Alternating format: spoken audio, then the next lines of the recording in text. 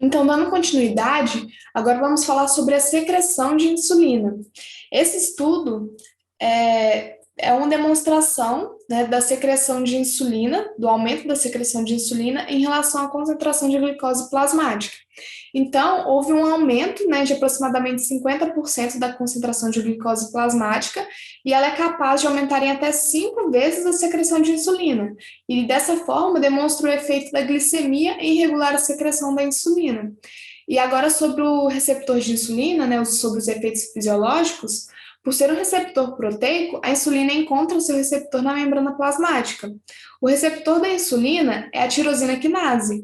Esse receptor possui atividade enzimática intrínseca, ou seja, é capaz de se ligar à insulina e também possui atividade enzimática.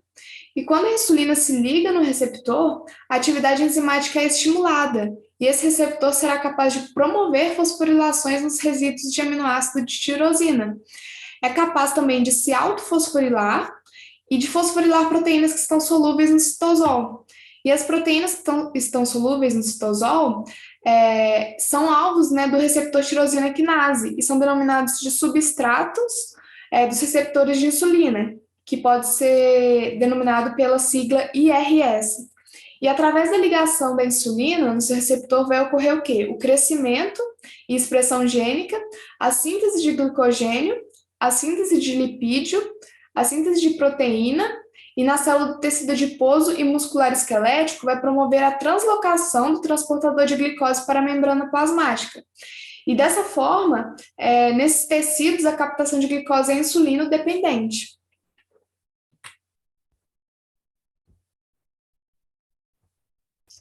Agora, em relação à translocação do GLUT4 para a membrana do músculo esquelético e tecido adiposo. Então, quando a insulina, né, se liga ao seu receptor, a atividade enzimática do receptor vai ser estimulada, ocorrendo o quê? Fosforilações em resíduos de aminoácidos tirosina. E essas fosforilações criam um sítio de ancoramento, ou seja, o receptor do substrato de insulina vai interagir com essa tirosina fosforilada, criando uma proximidade com o receptor tirosina quinase. Assim, o receptor tirosina quinase também promoverá a fosforilação do IRS, criando outro sítio de ligamento para a proteína denominada PI3K. Essa PI3 quinase, né, ao se ligar na IRS, também terá uma proximidade, né, com o receptor da tirosina quinase, e também será fosforilado pelo receptor tirosina quinase. Essa PI3K, uma vez fosforilada, fica ativa, e ela vai fosforilar lipídios que ficam na membrana plasmática, criando assim sítios de ancoramento para a proteína PDK. Ela não consta na figura, essa proteína PDK, mas consta PKB. E a PKD, junto com a PKB, se ligam na face interna da membrana plasmática, criando um sítio de ancoramento para que a proteína PDK fosforile PKB. E a PKB fosforilada se desliga da membrana plasmática e leva informação para o meio intracelular. A PKB fosforilada age promovendo a translocação de vesículas, que contém GLUT4, para a membrana plasmática. Então, assim, no músculo esquelético e tecido adiposo, ele vai ficar apto para captar glicose, essa captação é insulino dependente. E essa via de regulação é responsável principalmente por regular os processos metabólicos, mas o receptor da insulina também tem capacidade de estimular outra cascata de sinalização intracelular, que envolve a MAPK.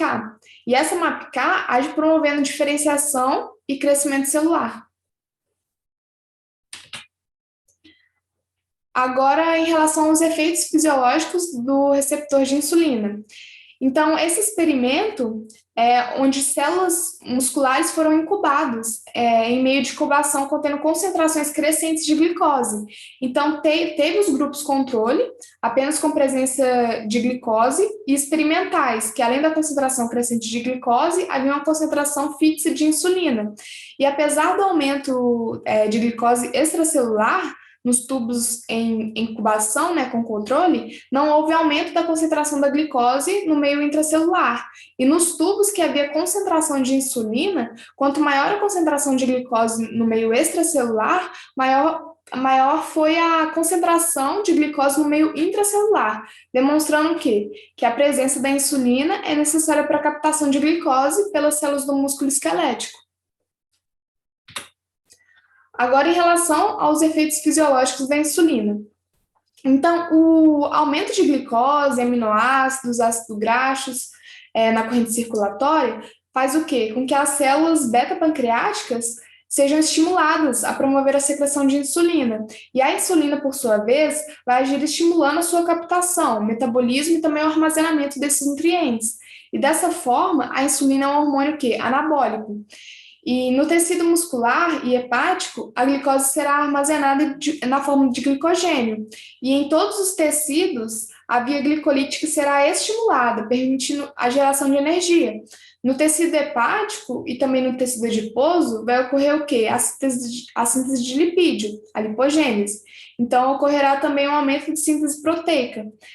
Como a insulina estimula as reações, né, de síntese, é conhecido por ser um hormônio anabólico.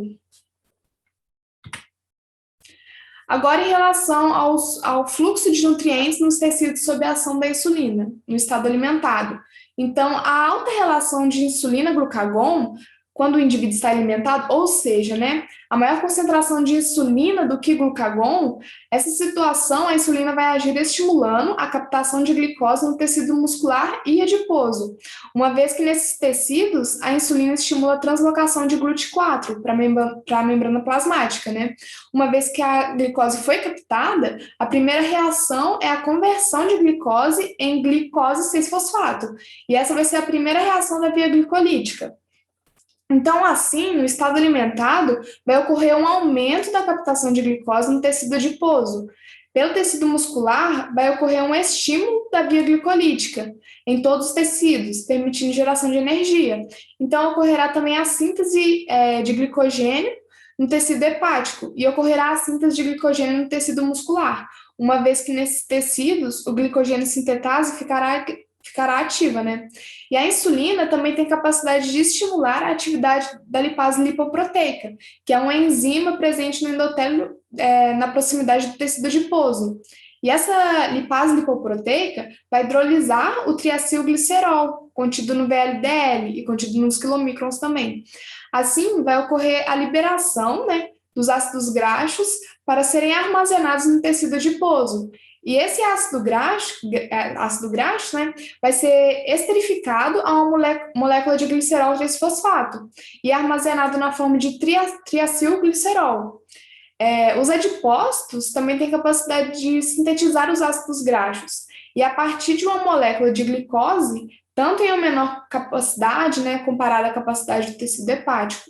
Então, em presença da insulina, vai ocorrer a síntese de proteínas nos tecidos hepáticos e também no tecido muscular. No caso do sistema nervoso central, capta a glicose presente na corrente circulatória e utiliza principalmente para obtenção de energia.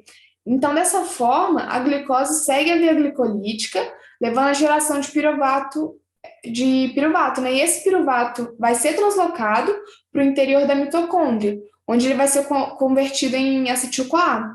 E esse acetil-CoA entra no ciclo de Krebs, né? Então, vai gerar o quê? As coenzimas, que vão doar seus elétrons na cadeia de transporte de elétrons e permitindo, assim, a síntese de adenosina trifosfato, pela fosforilação oxidativa. E no sistema nervoso central e no tecido hepático, eles não dependem de insulina para captar a glicose, vale lembrar disso. Agora, em relação à regulação do metabolismo de glicose no fígado. Então, quando as concentrações plasmáticas de insulina estão altas, tem a atividade o quê? Da glicoquinase, que vai converter a glicose 6-fosfato e também vai ter um aumento da fosfofrutose quinase, e piruvato quinase também. E por esse motivo, a via glicolítica será estimulada. A insulina, ao se ligar ao seu receptor, vai promover a fosforilação do PKB. E esse PKB é também conhecido como AKT. E o AKT vai inibir o quê? A enzima GSK3, que é glicogênio sintetase quinase 3. Ao ser inativada, essa GSK3, ela não poderá inativar o glicogênio sintetase. Então, assim, em presença de insulina, em presença de insulina, glicogênio sintetase, ela vai ficar ativa e vai ocorrer o armazenamento da glicose na forma de glicogênio. Agora, em relação à regulação do metabolismo de lipídios no fígado. Então, vai ocorrer, né, a ligação da insulina ao seu receptor e também irá agir estimulando as enzimas acetil-CoA, carboxilase e ácidos graxos sintetase, permitindo que a síntese de ácidos graxos saturados tanto pelo tecido hepático quanto pelo tecido adiposo. No entanto, o tecido hepático possui maior capacidade de síntese de ácidos graxos, enquanto no tecido adiposo possui maior capacidade de armazenamento de lipídios. Então, assim, na presença da insulina, ocorrerá também a lipogênese no tecido hepático. E, posteriormente, o ácido graxo, né, no caso, sintetizado pelo tecido hepático, vai ser o quê? Esterificado em triacilglicerol e vai ser incorporado na lipoproteína de muita baixa densidade, que é a VLDL, e ela será liberada para a corrente circulatória. Agora, em relação à alta relação insulina-glucagon, né? Então, no tecido hepático, a glicose será convertida em glicogênio. Então, tem estímulo de glicogênese. E a via glicolítica está estimulada, convertendo a glicose a piruvato. E esse piruvato é translocado para o interior da mitocôndria. E no interior da mitocôndria, o piruvato é convertido em acetil-CoA. Esse acetil-CoA se condensa com a molécula, né, de oxalacetato e dando início ao ciclo de Krebs. E durante o ciclo de Krebs, são sintetizados tanto o NADH e o FADH2, que vão doar, né, os seus elétrons à membrana interna da mitocôndria, onde ocorre a fosforilação oxidativa responsável pela produção de adenosina trifosfato, onde o último aceptor de elétrons é o oxigênio, chamado de fosforilação oxidativa. E o excesso de citrato gerado é translocado para o citosol. E do citosol, esse citrato é utilizado para a síntese de ácido graxo. O ácido graxo que foi sintetizado é esterificado a uma molécula de glicerol 3-fosfato, dando origem ao triacilglicerol. Esse triacilglicerol vai ser conduzido para a corrente circulatória pelos hepatócitos, na forma de VLDL. E assim, né, na presença da insulina, a glicogênese está estimulada, a glicose está estimulada também e a lipogênese também estará estimulada no tecido hepático. Agora, no caso da insulina, né, no tecido adiposo, a presença da insulina estimula a enzima lipase lipoproteica, que é a LPL, que é uma enzima responsável por hidrolisar o triacilglicerol, contido na VLDL, e também contido na IDL, que é a lipase lipoproteica. E ao hidrolisar, né, o triacilglicerol, contido nas lipoproteínas, vai permitir a captação de ácido graxo, o qual vai ser armazenado no tecido adiposo, na forma de triacilglicerol. Então, dessa forma, a presença de insulina, a captação, né, no caso do ácido graxo, vai formar na corrente circulatória e que também vai estar estimulado. Então, em relação à alta relação insulina-glucagon.